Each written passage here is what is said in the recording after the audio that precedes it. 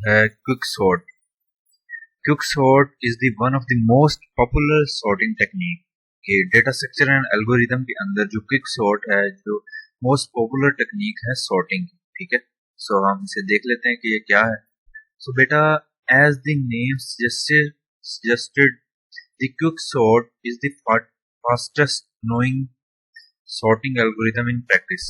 के जो ऑलरेडी पहले प्रोग्रामर्स या जो पहली सॉर्टिंग टेक्निक्स ऑलरेडी बेटा इम्प्लीमेंट हो चुकी हैं, सो उनके लिए प्रैक्टिस में ये जो है फास्टेस्ट कंसीडर की जाती है। ठीक है, ये फास्ट है।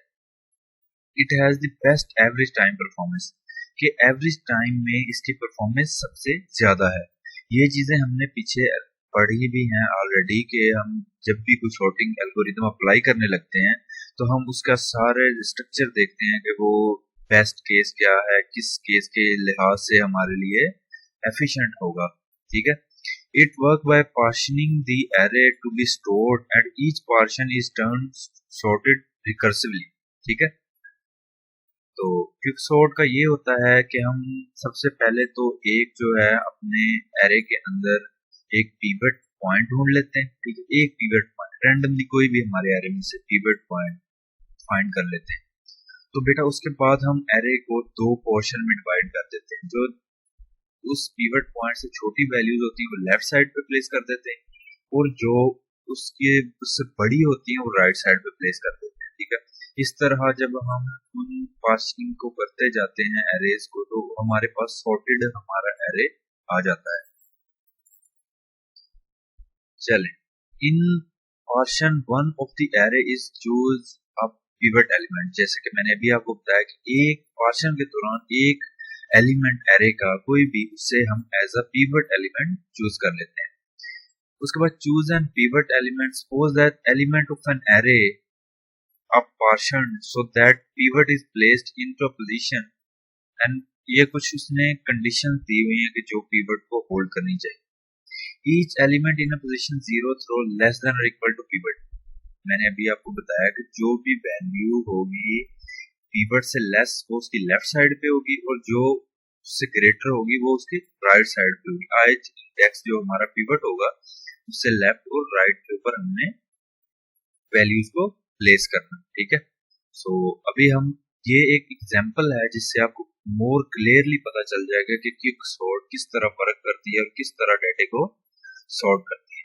हमारे पास ओरिजिनली डाटा जो था 6 1 4 3 5 7 9 2 8 और 0, ये हमारे पास एक लिस्ट थी, एक डाटा था, एक एरे था जिसके अंदर ये वाले कंटेंट पड़े हुए थे। अब क्विक सॉर्ट का ये एल्गोरिथम कहता था कि सबसे पहले हमने इसमें से एक पिवट पॉइंट फाइंड करना है। सो हमने लेट कर लिया कि इसका पिवट पॉइंट है 5। ठीक है, तो बेटा अब हम क्या करेंगे कि एरे के पोर्शन करेंगे, लेफ्ट पोर्शन और राइट पोर्शन इस पिवट की बेस के ऊपर। यहां से ट्रैवर्सेस चेक करते जाएंगे, जो वैल्यू इससे छोटी होगी वो उसे इस साइड पे प्लेस करना है, जो इससे बड़ी होगी उसके राइट साइड पे प्लेस करना है। सिंपल है। तो बेटा हम स्टार्ट करते हैं 0th इंडेक्स से। अब जब 6 कंपेयर किया 5 से, वो इससे बड़ा है। सो क्विक सॉर्ट ये कहती है कि बड़ी वैल्यू उसकी राइट साइड पे आएगी। सो हमने राइट साइड वाले फर्स्ट इंडेक्स के ऊपर अपनी 6 ये वाली वैल्यू को प्लेस कर दिया। उसके बाद आया 1 इससे छोटा है, हमने लेफ्ट साइड वाली फर्स्ट इंडेक्स के ऊपर इसे प्लेस कर दिया। उसके बाद आया 4 भी इससे छोटा है, हमने इस वाली वैल्यू पे, अब पॉइंटर हमारा प्लस प्लस होकर यहाँ पे आ चुका है, यहाँ पे प्लेस कर दिया। उसके बाद आया 3 भी इससे छोटा है, हमने यहाँ पे प्लेस कर दिया। उसके बाद आया 7 जो यहाँ पे पॉइंटर था प्लस प्लस होकर यहाँ पे आ चुका है, यहाँ पे 7 प्लेस कर दिया। ठीक है, उसके बाद आया बेटा 9 को हमने 7 के बाद प्लेस कर दिया क्योंकि ये 5 से बड़ा है। उसके बाद है 2। अब 2 जब 5 से हमारे पिवट से कंपेयर होगा तो ये इस 5 से छोटा है। सो ये यहाँ पे हमारा इस वक्त पॉइंटर था, यहाँ पे प्लेस हो जाएगा। इसी तरह 8 है तो यहाँ पे प्लेस हो जाएगा, और 0 है तो इससे छोटा है, यहाँ पे प्लेस हो जाएगा। अब आप देख सकते हैं कि हमारा 5 पिवट था, हमारे 2 एरे पार्शन हो चुके हैं, एक लेफ्ट एरे और एक राइट एरे। ठीक है, अब हम उसके बाद लेफ्ट एरे में से भी एक पिवट फाइंड करेंगे और राइट एरे से भी कोई भी रैंडमली हम एक पिवट सेलेक्ट करेंगे। अब लेफ्ट एरे में से मैंने एक पिवट सिलेक्ट किया है 3, ठीक है। अब जो 3 है उससे कंपेयर करना है यहाँ से और यहाँ से स्टार्ट करना है। 1 3 से छोटा है उसी प्लेस पे आएगा, ठीक है। अब जो 4 है वो 4 3 से बड़ा है, सो वो उसकी राइट साइड पे प्लेस कर दिया। 2 3 से छोटा है उसे इसकी लेफ्ट साइड पे प्लेस कर दिया, और 0 इससे छोटा है उसे इसकी लेफ्ट साइड पे प्लेस कर दिया। आपने pivot as it is same रखने हैं उसकी अपनी जगह के ऊपर। उसके बाद राइट एरे के अंदर बेटा आप देखें कि हमने 7 एज अ पिवट लिया है। जब हमने 7 एज अ पिवट लिया है तो यहाँ से कंपैरिजन शुरू हुआ। 6 7 से छोटा है तो हमने उसे लेफ्ट साइड पे रखा, 9 7 से बड़ा है और 8 भी बड़ा, दोनों का हमने वहां पे रखा। अब कुछ सॉर्ट का ये भी रूल है कि जब हमारे पास जो हमारा एरे ब्रेक होके in the form of 2 values आएगा तो हम उन दोनों को आपस में स्वैप कर सकते हैं, ठीक है। हम उन दोनों को आपस में स्वैप कर सकते हैं। अब यहाँ पे 2 वैल्यूज आ गई हैं तो हम इसमें से मजीद पिवट नहीं निकाल सकते, इसलिए हम इन दोनों को वैल्यूज को कर देंगे स्वैप। 8 7 8 9 और 9 8 वाली पोजीशन पे आ जाएगा। अब यहाँ पे देखें कि हमारा स्टिल एक 3 वैल्यू पोर्शन पड़ा है जिसमें हम पिवट फाइंड कर सकते हैं। हमने पिवट लिया 2 को। अब यहाँ से जब स्टार्ट किया 1 2 से छोटा था यहाँ पे प्लेस कर दिया, 0 2 से छोटा था इसकी लेफ्ट साइड पे प्लेस कर दिया। अब ये रूल था कि अगर 2 वैल्यूज आएंगी तो एक दूसरे के साथ स्वैप हो सकती है। यहाँ पे 1 और 0 एक दूसरे का स्वैप हो गया। सो अब बेटा अगर आप गौर से देखें 1 0 1 2 3 4 5 6 7 8 9, अब ये सारी वैल्यूज जो हैं सॉर्टेड ऑर्डर में हमारे पास आ चुकी है, ठीक है। ये जैसे थे एरे के अंदर वैसे ही उन्हें प्लेस किया, ठीक। ये देखें इंडेक्सेस वाइज चलते आ रहे, जैसे थे वैसे के वैसे ही वहां पे प्लेस करिए, और ये आप देख सकते हैं कि एरे हमारे पास सॉर्टेड फॉर्म में आ चुका है। ये था क्विक सॉर्ट सिंपलेस्ट एल्गोरिथम। उसके बाद इसका एल्गोरिथम ये था कि फर्स्ट और लास्ट जो मैंने आपको बताया वो हमने सिलेक्ट कर लेना है। उसके बाद चेक करना है कि अगर फर्स्ट लास्ट से छोटा है तो जो पार्शन यूजिंग पिवट करनी है उसे एंड के साथ कंपेयर करना है। Apply recursively to left sub array, कि जब उससे छोटा है तो लेफ्ट सब एरे पे, और उसके बाद recursively to right sub array पे। सो इसकी परफॉर्मेंस की अगर बात करें तो order of n log n जो है ये प्रोवाइड करता है pivot indexes, not always to close to end. Performance is order of n square when pivot is always near end, कि जब हमारा पिवट जो हम रैंडमली सिलेक्ट करेंगे वो अगर एंड में होगा तो हमारा n स्क्वायर ऑर्डर हमारी जो परफॉर्मेंस इसकी आएगी। उसके बाद हम इसका एनालिसिस कर लेते हैं कि बेस्ट केस में क्विक सॉर्ट किस तरह वर्क करता है, एवरेज केस क्या हो सकता है और वर्स्ट केस क्या हो सकता है। बेस्ट केस ये हो सकता है कि analysis assume that the pivot is always in the middle. जैसे ये प्रीवियस हमने एक एग्जांपल सॉल्व किया है, उसके अंदर हमारा जो जो है पिवट वो ऑलरेडी मिडिल में रहता है, तो वो हमारे लिए बेस्ट केस अज्यूम किया जाएगा, ठीक है। सो उस केस में हमारे पास हमारी complexity order of n log n आएगी। एवरेज केस में हमारी order of n log n ही आएगी।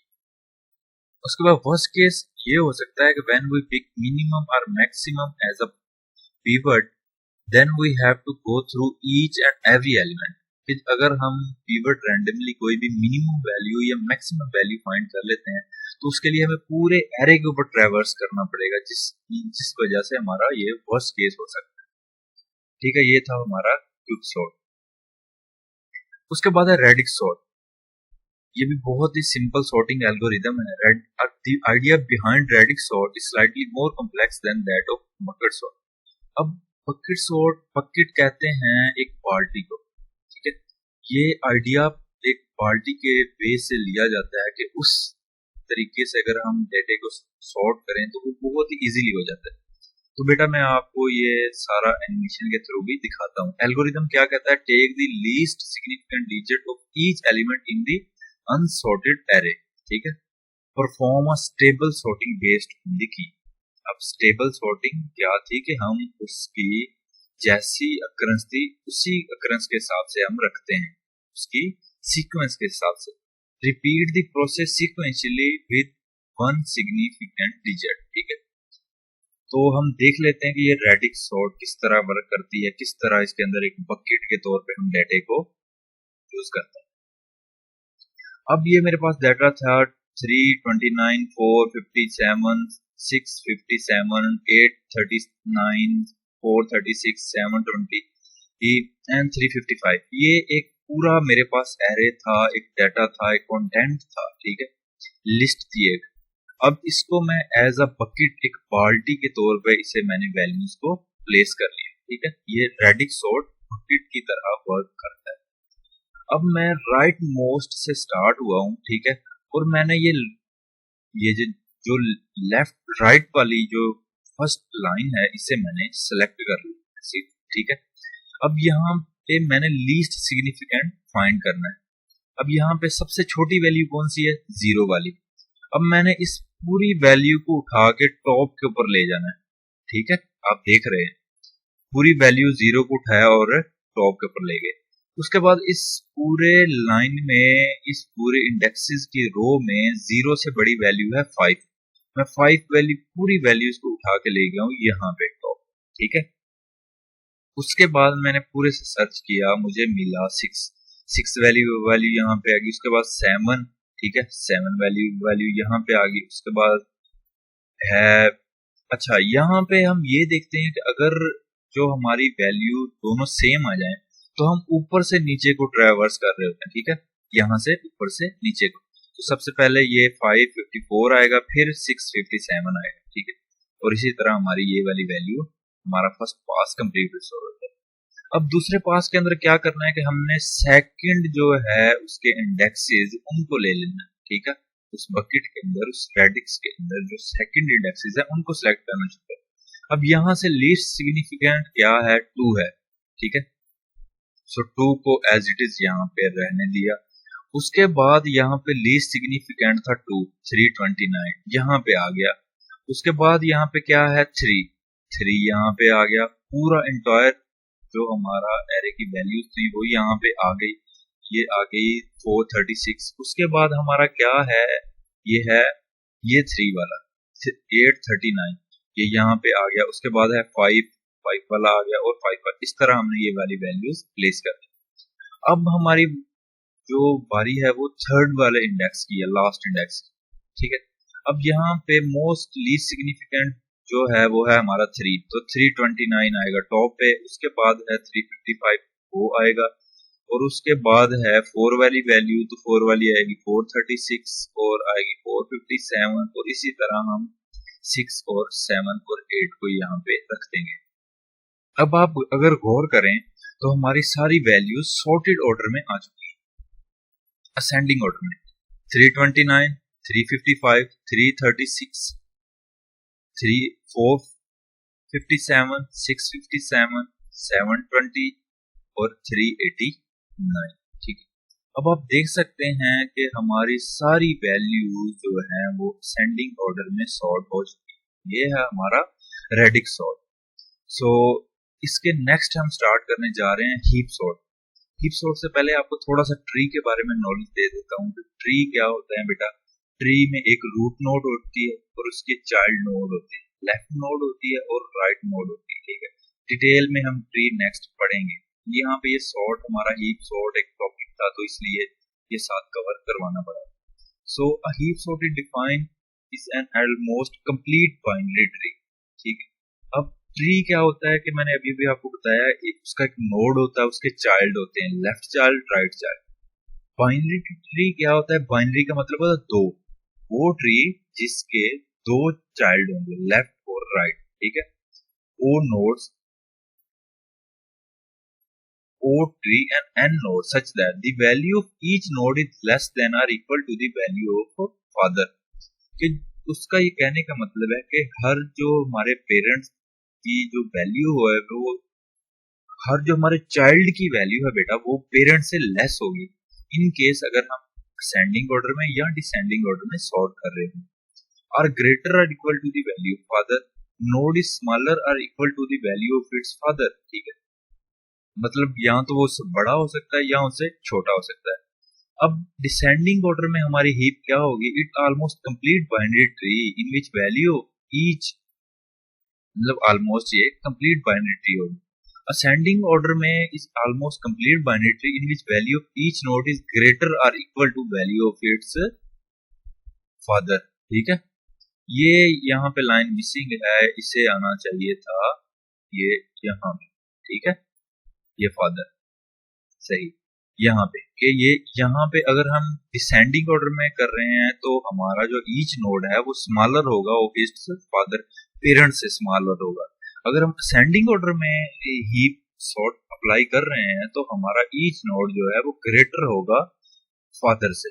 ठीक है, चलें हम इसे देख भी लेते हैं next. So heap sort is a special case balanced tree data structure where root node key is compared with its children arranged accordingly. If alpha is a child then beta, child node beta then be key of alpha greater than beta। कि जो हमारा child node है उसकी जो भी value होगी अगर हम उसे असेंडिंग या डिसेंडिंग ऑर्डर में सॉर्ट कर रहे हैं तो उससे अपने पेरेंट से बड़ी होगी। As the value of parent is greater than that of child, this property is max heap। मैंने भी आपको बताया कि अगर हमारा जो चाइल्ड है वो पेरेंट से बड़ा होगा तो ये मैक्स हीप होगी। इसी तरह दो टाइप की हीप्स होती हैं, एक मीन हीप होती है और एक मैक्स हीप होती है। देख लेते हैं कि मीन हीप और मैक्स हीप में क्या डिफरेंस है। तो बेटा मीन हीप ये होती है कि where the values of root node is less than और equal to either of its child. ठीक है, अब मीन हीप में सबसे मिनिमम वैल्यू जो है वो होगी एज अ रूट, टॉप के ऊपर पड़ी होगी। ठीक है, तो सबसे मिनिमम वैल्यू क्या है 10 हमारी है रूट, उसके बाद है 14 उसका लेफ्ट है और उसके बाद 19। अब आप गौर करेंगे कि 14 और 19 इससे बड़ा है। मिनिमम वैल्यू यहाँ पे हमेशा जो मिन हीप का रूल ये होगा कि मिनिमम वैल्यू पेरेंट में होगी और उससे बड़ी वैल्यू चाइल्ड में होगी, लेफ्ट या राइट। अब अगर हम यहाँ पे देखें तो 14 जो है ये एज अ पेरेंट है।